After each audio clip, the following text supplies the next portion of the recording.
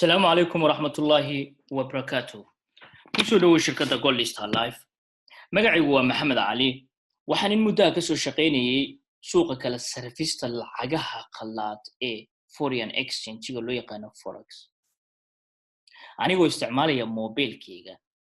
aan ku kala sarifi jiray lacagaha ama suuqan joogay ama gurigaan joogay. Markii ugu horeysay oo aan maqlo in mobilka aan lacag ku kala sarifi karo, faa'iidana ka samayn karo, waxay ahayd wax igu cusub. balse waxaan go'aansaday haddii aanan wax cusub samaynin ama noloshayda wada cusub aanan u horseedin in noloshayda mar waliba ay ahaanayso sida ay ahayd sanadihii la soo dhaafay. inay wax isbedel samee go'aankaas baan qaatay. waxaana maanta u mahadceliyaa dadkii ii soo bandhigay suuqan kala sarifista lacagaha qalaad oo muddo aan ku soo jiray, taasoo horseeday aniga iyo asxaabteyda qaar ka mid ah inay noloshoodii bedelmatay.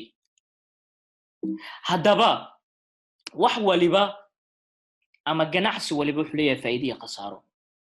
si dukaan markaa furatid ba faa'iido iyo khasaaro uu leeyahay, laakiin aad faa'iidada ugu xisaabtamaysid. si aad faa'iido ugu xisaabtantid faa'iidana uga gaartid, Gold Star Life waxay kuu diyaarisaa wax waliba oo faa'iido kuu samayn kara. waxbarashadii, wax waliba iyo productyada aan idin sharxi doono. Gold Star Life waxay haysaa productyada ugu wanaagsan. waana shirkaddii ugu horeysay oo luqadda Soomaaliga dadkeeda wax ku barta, ayadoo bil waliba aan lacag wax ka qaadeen oo hal mar wax waliba ay yihiin. waxay Gold Star Life kaalinta koowaad ka gashay shirkaddii ugu horeysay oo saddexda producty aan hayno adduunka ama luqado kale ha ku hadlaan adduunka oo dhan saddexda producty aan hayno shirkaddii ugu horeysay oo haysa. waxaan ardaydeena siinaynaa informationo aad u wanaagsan oo noloshooda bedeli karo. waxaan ardaydeena siinaynaa lacaga ay ku shaqaysan karaan. waxaanu ka shaqaynaa ama dadka ardaydeena ay joogi karaan iyo customer-keenaba 170 wadan in ka badan oo ay Soomaaliya ku jirto. shirkadda Gold Star Life wax deyn ah laguma lahan, waa shirkad private loo leeyahay. shirkadda Gold Star Life dadka hadda ka shaqeeya waxay kala joogaan Zambia, Oman, Germany, Sweden iyo Soomaaliya. haddaba yihiin dadka ka dambeeya shirkaddan. Suhail Hirsi waa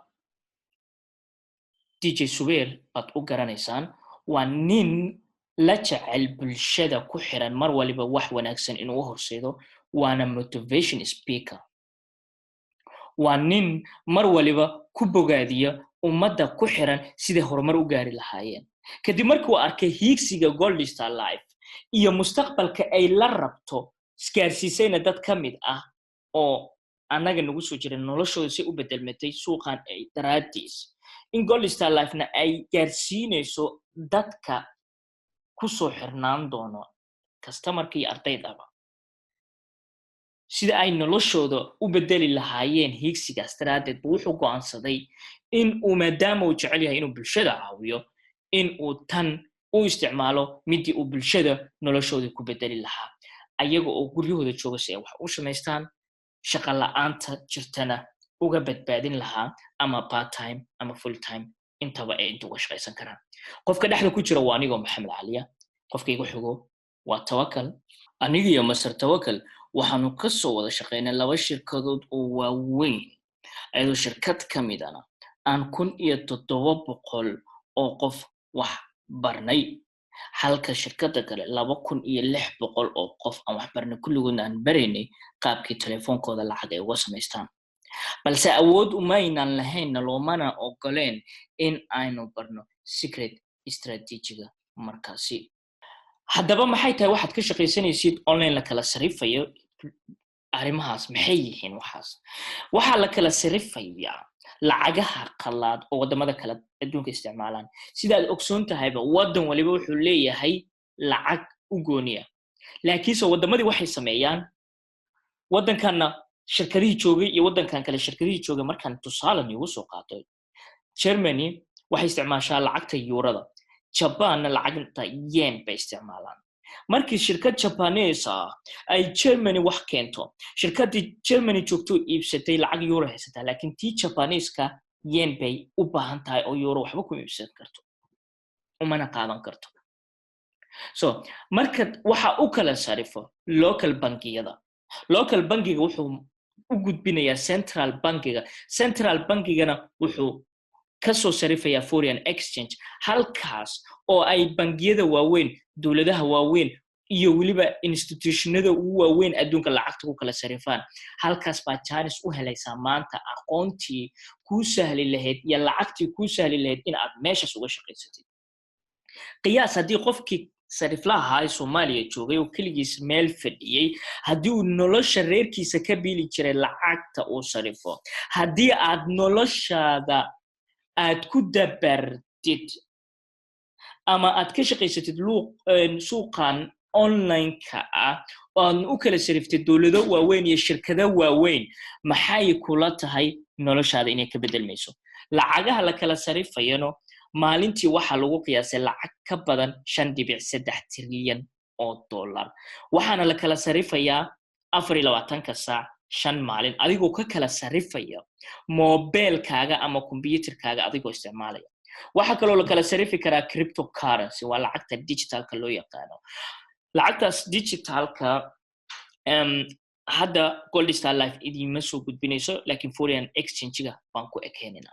haddaba sidoo ku noqon karaa qofka professional FX trader qof maanta ka shaqaysta suuqa asagoo computerkiisa iyo mobilkiisa isticmaalaya shirkadda Gold Star Life waxay idin diyaarisay fiidiyoyo online-ka ku baranaysaan basic bay niga soo bilaabaysaa qaybta ugu hooseyso ayadoo idin soo gudbinaysa markaas ka bacdi fiidiyoyada qaybta u gudbaysan qaybta advance-ga oo ku ogaanaysan suuqa adinkoo markaas awood u yeelan doono in aad ogaataan suuqa sida loo analyze gareeyo ama loo ogaado meesha uu socday meesha uu ka socday secret trading strategy waa waxa maanta Gold Star Life ka dhigay in ay maanta tiraado ardayda Gold Star Life waxaanu ku aaminaynaa lacag $50,000 kadib markii strategigan aan u bandhignay investorro waaweyn waxay shirkadda sidoo kale idin siinaysaa software idin sahlaya in suuqa aad automatic idinku tilmaamaya suuqa meesha u socdo meesha ku hakaday iyo informationkaas support iyo resistance waxaad ku baran doontaan waxay tahay academic mentorship waa ganacsi walba adduunka qof walba ganacsada shirkado waaweyn oo adduunka jiro waxay leeyihiin qof mentor shirkadaas caawiya ama mentorship ahaan annaga ardaydeena waxaanu siinaynaa lifetime mentorship taas macnaheedu waxa weeye in aan ardayda weekly isbuuc waliba aan u sheegno suuqa sida uu noqonayo suuqaas sida uu noqonayo in aan u soo bandhigno trade ahaan haddaan usoo gudubna qaybta $50,000 $50,000 ii sheeg maanta shirkaddii dhihi karta aqoonteena daraadeed baa investoradeena waxay ku aaminayaan ardaydeena lacag $50,000 oo wax waliba faa'iidaana 50-50 loo kala qaadanayo 50%. ii sheeg shirkadda dhihi karta maanta adduunka waxaanu ardaydeena dhahaynaa $50,000 haddii aad 10% ku dartid waxaanu akoonkaaga ka dhigaynaa $105,000 double automatic double $105,000 haddii aad mar kale 10% ku dartid akoonkaaga wuxuu noqonayaa $225,000 haddii aad mar kale 10% ku dartid akoonkaaga wuxuu noqonayaa $1 milyan ogsoonow mar walibana 50% faa'iido baad qaadan kartaa any position haddii 50%ka iyo haddii $1 milyan haysatid intaba waxayna shirkadda investoradeeda ay yiraahdeen maadaama shirkadda Gold Star Life aqoonta strategigan secretka oo annaga shakhsi ahaanteena Gold Star Life ahaan nooga baxday lacag aad u badan in aan helno strategigan kaliya maadaama adduunka wax waliba secret loo ilaalsado yani in ay secret laga dhigto ba adduunyada uusan ogoleen in dadka caadiga loo gudbiyo markii aan tusnay investorada waaweyn waxay go'aansadeen in ardaydeena ay jaaniskan siiyaan haddii aan noqonayso qof ka faa'iideysta go'aanka adigu ka fula qaybta kale hina account management oo ah dadka aan wax baran karin ama waqti wax ku bartaan aan haysan laakiin se lacag haysto ogsoono lacag waliba oo adduunka la save karaya sanad waliba qiimaheedu wuxuu hoos u dhacaa 2% ilaa iyo 3%. taasi macnaheedu waxay tahay $100 maanta markaan save garaysto sanadka dambe $97, $98 iyo ka yar buu qiimaheedu noqonaya. waana sababta keentay in sanad waliba meesha aad degan tahay wax waliba aad iibsatid sanad waliba ay lacagtiisa ku kororto oo lacagteeda ay badato ma ahan waxaas quality-giisa baa batay laakiinse lacagta qiimaheedii baa dhacay meesha aad lacag save garan lahayd haddii lacagtaadu kuu shaqayso oo bil waliba aad faa'iido ku xisaabtantid $500 bil waliba ku xisaabtantid $40 $50 $60 $70 hadba sida uu suuqa bishaas uu u shaqeynayo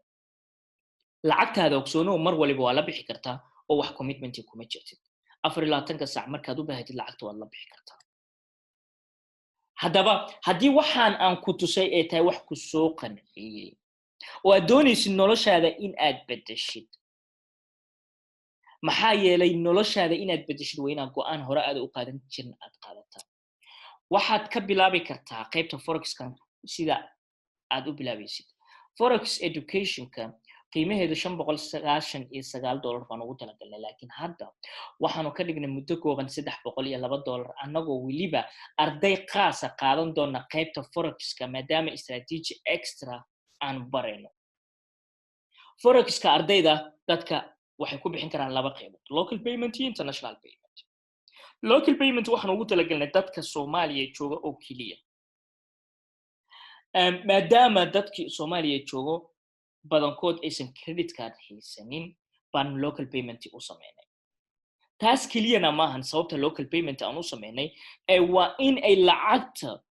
ka soo bixin wadankii maadaama dhaqaalaha aanu ku takhasusnay aqoonta dhaqaalahana ay noo sheegayso aanu ku ogaanay wadankii export sameeyay wadankii dhaqaalaha lacagta iska soo gudbiya in maciishadiisa ay kor u kacdo dhaqaalihiisana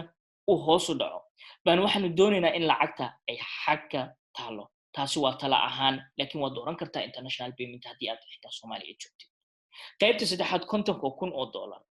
oo akoontiga ku trade gareynaysid waxaanu aqbalaynaa haddeetan international payment kaliya laakiin mustaqbalka waa laga yaabaa